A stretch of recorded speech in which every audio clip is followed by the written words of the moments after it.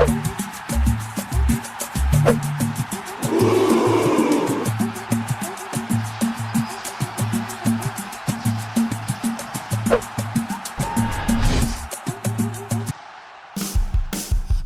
galera do canal Boleiros na Rede, eu sou Robson Abreu, estou aqui para mais uma resenha, mais uma entrevista muito bacana, muito especial para nós, ainda mais porque eu soube que a entrevistada não costuma dar muitas entrevistas e parou um momento do seu dia, da sua vida para falar com a gente está muito feliz por isso, mas antes de fato, bater um papo aqui com a entrevistada, falar com os nossos companheiros que estão aqui com a gente. A gente está com o Lucas aqui. O Lucas, ele faz parte de um canal também, Empório do Futsal Feminino, então ele sabe tudo de futsal feminino, é um cara que valoriza muito esse esporte. Então, para você, Lucas, eu tô ainda de manhã, né? Lucilé já tá à tarde lá, mas boa tarde, bom dia para você então, Lucas. Bom dia, Robson. Bom dia, Erasmo. Boa tarde, Lu. Eu vou chamar de Lu porque eu sou treinador e eu não pronuncio o nome com mais de 2 sílabas. Então, passou de 2, eu fui em curto. Então, eu vou chamar de Lu, vou fingir que eu sou Isso aí. Então, boa tarde. Boa tarde. E, enfim, obrigado pelo convite. É um prazer estar aqui falando com você. Sou um grande fã e tenho bastante perguntinhas aí pra gente conversar. E vamos perguntar para ela já, que é tão legal. Quero saber se o Lucas estivesse num time, uma Luísa e uma Lucileia, o que ele ia se falar, mas daqui a pouco ele fala sobre isso. Erasmo Romão, bom dia também. Erasmo, bom estar contigo em mais uma resenha. Fala, boleiros! Ô, Robson, olha só, hoje a partida eu tô me sentindo, sabe como é que é? Assim, nunca estive tão longe de casa. Depois de Portugal, Espanha, agora Itália, né? Eu tô numa terra bem longe, assim, tô muito inseguro, sabe? Depois que eu soube que a entrevistada não costuma dar entrevista, essa aqui também não vai ser uma entrevista, né, Robson? Não, vai ser uma resenha, vai ser um bate-papo. E a galera gosta muito da nossa entrevistada aqui, ó. Exemplo de humildade, abraço, Lu. Eu tô amando. E a gente tá aqui com a Lucileia. E agora eu esqueci de anotar o nome do time na hora. É Montesilvano. Lucileia, atleta do Montesilvano na Itália. Muito bom estar contigo aqui, Lu. Obrigado por nos atender. Obrigada a vocês. É um prazer poder estar dividindo algumas experiências com vocês, né? Falar um pouquinho de futsal feminino, que eu acho que é um esporte que carece muito de visibilidade. Então, o prazer é todo meu. Legal. Você, nesse momento, como o Erasmo falou aqui, né? Tô anotando aqui para não esquecer, Montesilvano. A gente falou com atletas da Espanha, já falamos de atleta de Portugal, não só de futsal, mas de outros esportes. Em Portugal, Emirados Árabes, já falamos com atleta Uruguai, em vários lugares do mundo aí também, graças à tecnologia, né? A tecnologia nos fez chegar nesses países aí, para bater papo, para conhecer histórias e para divulgar histórias. Isso é muito legal. Bem, já tinham falado aqui sobre um lugar que talvez você seja de lá. Eu quero saber se é isso mesmo. Você é de onde? Como começou a tua carreira no futsal aí? Como foi esses primeiros contatos? Fala como é que foi o início de carreira da Lu. Então, eu sou natural de Santo Ângelo, no Rio Grande do Sul. Sempre que eu lembro, desde criança, eu sempre gostei de jogar futebol, futsal, né? Que vinha pela frente e eu jogava. Então, mas somente quando eu fui para a escola, né? Com os jogos escolares, é que com a disputa dos primeiros torneios, as primeiras medalhas, né? Depois veio o Santo Ângelo, também teve um time de futsal feminino. Foi ali que eu comecei minha carreira como jogadora, digamos assim. Você tinha quantos anos na época? Na verdade eu tinha já 17 anos, porque na época o futsal não era muito praticado por mulheres, né? Então o preconceito ainda era muito grande. Então, digamos que para hoje eu já comecei um pouco tarde, né? Com 17 anos. Então, hoje em dia, né, a gente sabe, e ainda bem, né, que tem meninas que começam muito mais cedo e isso ajuda muito, né? Na questão de vários quesitos. Ó, galera, tem uma interrogaçãozinha aqui, que é uma caixinha de perguntas. Se tiver pergunta para fazer, manda por ali, porque fica melhor do que ver aqui no chat. Manda ali pela caixinha de perguntas que a gente faz aqui para a Lucileia as perguntas, tá bom? Tem gente perguntando quando você vai voltar lá em Santo Ângelo para visitar. Tem gente falando que você é um exemplo para todas as meninas de Santo Ângelo. Tá bem na fita, hein, Lucileia? Obrigada. Obrigada, né? Não, Santo Ângelo sempre teve muitas meninas, assim, digamos, talvez hoje não tem mais um time, então muitas meninas são obrigadas ou a se mudarem ou a pararem de jogar, porque, como eu falei, né, o futsal feminino ainda carece de muito apoio, muito incentivo, principalmente na fase inicial, né? Então é uma pena porque Santo Ângelo é realmente um polo de grandes jogadoras, digamos assim. Ô, Lucas, faz aí sua pergunta. Então, vou ficar um pouco em Santo Ângelo ainda aí, para saber um pouco mais sobre, enfim, sua iniciação e sua formação. Algo que tem em comum em todas as grandes jogadoras dessa sua geração foram que todas, até por não ter onde começar, começaram jogando na rua e depois passaram pela escola. E hoje em dia isso está começando a mudar, acredito que tem muitos pontos positivos, claro, mas eu queria te ouvir falar um pouco sobre isso. Se você acha que em algum ponto começar jogando na rua, ter esse contato lá quando criança, quando jovem, mais lúdico, e depois passar pelo ambiente escolar, que também é algo que está acabando o esporte escolar em vários estados do Brasil também. Se isso em algum ponto você acha que foi vantajoso. E assim, falar um pouco sobre os prós e os contras disso, de ter começado de uma maneira que te permitiu se apaixonar pelo futebol e pelo futsal, digamos assim. Então, você falou, né, a minha geração, eu acho que é uma geração de grandes atletas, então a gente tem grandes nomes aí, até hoje, que continuam, né, jogando. Na minha percepção, assim, o que me ajudou muito é porque eu sempre tive que jogar com meninos, então, né, não tinha muito essa história. Ou você jogava e digamos assim, ia pra luta, porque não é que os meninos, né, deixavam tu jogar porque era menina. Não tinha essa história, não. Então, acho que isso me ajudou nesse sentido.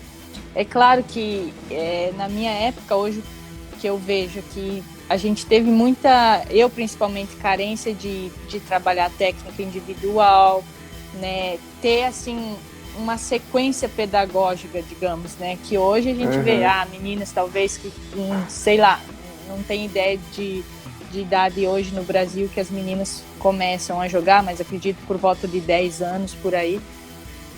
E isso você já consegue trabalhar mais cedo, né? Eu fui ter uma vivência nesse sentido, já, olha, eu joguei 6 anos em Santo Ângelo, depois fui para Caçador, onde realmente era uma equipe, digamos assim, em todos os sentidos, onde a gente só treinava mesmo, porque em Santo Ângelo a gente treinava 3 vezes na semana e jogava torneios, então não tinha uma sequência de jogos, né? Então, para hoje, pensar que há 23, 24 anos você vai ter uma vivência dessas, eu acho que já é um pouco tarde, né? Então, acho que felizmente essa nova geração que está vindo tem a oportunidade de estar tendo algumas vivências, e aí com 17 anos, por exemplo, que quando eu comecei, hoje você já tem meninas que jogam aí em times adultos, que jogam liga, agora, né, tá tendo esse novo futsal feminino Brasil aí, que é uma grande oportunidade, então... Mas isso também é de geração, né? Talvez, por exemplo, a minha geração também não teve a oportunidade que eu tive, então, para hoje estar nesse nível, foi preciso alguém começar, né? E para começar, a gente sabe o quanto é difícil. Aqui, antes do Erasmo perguntar, o Alex Frantz. Sou repórter em Ijuí, cidade vizinha de Santo Ângelo. Um abraço a todos, especialmente para a Lu. Grande abraço Alex, aí também. Tem uma atleta que entrou aqui na nossa live, foi a Leti, que a gente acabou de bater um papo com ela recentemente também, jogadora Atlético de Madrid, tá aqui também prestigiando a nossa resenha. Vai lá, Erasmo. Joga muita bola essa tal Gillette, rapaz. Olha só. Joga mesmo. Robson, quando tu olha assim pra entrevistada, tu fica assim, penteadinha. Eu fico. Ela deve jogar, ela deve participar do futsal, mas isso é ser uma repórter, né? Uma psicóloga, né? Eu não imagino você pinta de jogadora nenhuma, né? Mas assim que é bom, que as surpresas que é ótimo. Você passou também pela porta de entrada do futsal brasileiro, que é Caçador. É incrível, né? Como é um trabalho tão incrível que as grandes jogadoras têm que passar por lá. Como é que foi essa tua experiência lá? E se de lá foi a porta também de saída para a Europa também? Conta um pouquinho dessa transição Brasil-Europa também. Sim, digamos que Caçador foi o meu auge também, porque, como eu falei, Santo Ângelo a gente jogava torneios regionais, estadual, né?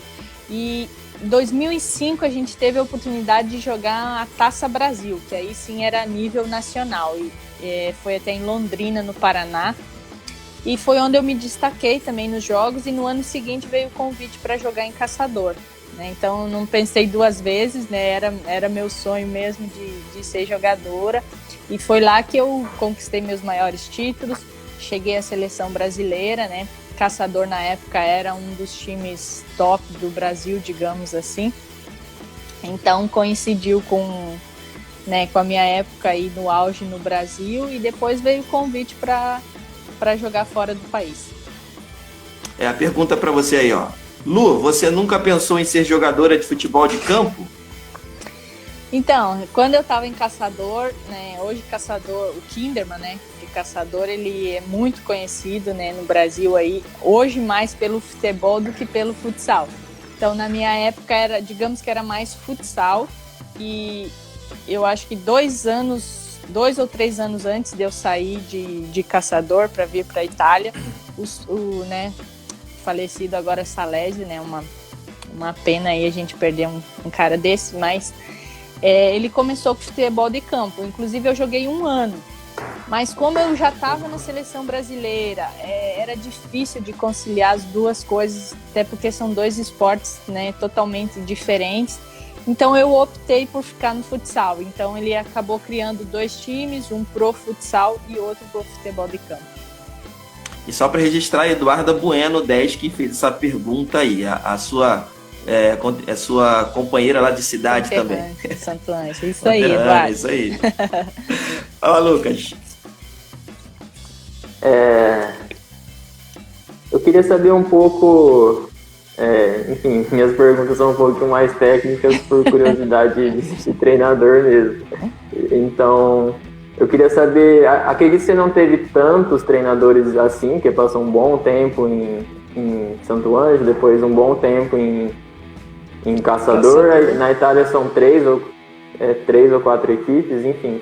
Mas eu queria saber, até como forma de suprir essa falta que essa geração teve, e você também de não ter uma base, você citou um pouco sobre parte técnica, de que forma os treinadores que você teve contribuíram para você suprir essa falta que você mencionou lá atrás, assim.